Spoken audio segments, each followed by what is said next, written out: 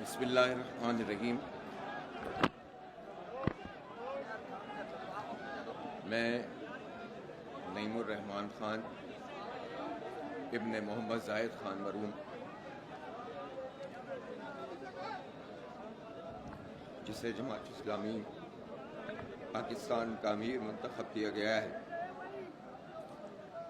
اللہ رب العالمین کو گواہ کر کے اقرار کرتا ہوں کہ میں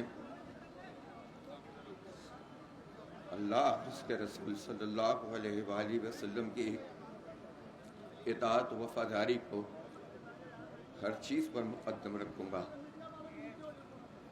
جماعت اسلامی کے نصب العین کی دل و جان سے خدمت کو اپنا اولین فرض سمجھوں گا۔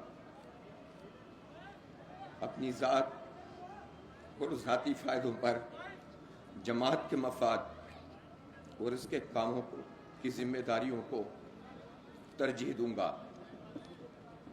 ارکان جماعت کے درمیان ہمیشہ عدل اور دیانت سے فیصلہ کروں گا۔ جماعت کی جو امانتیں میرے سپرد کی جائیں گی، ان کی اور نظام جماعت کی پوری حفاظت کروں گا۔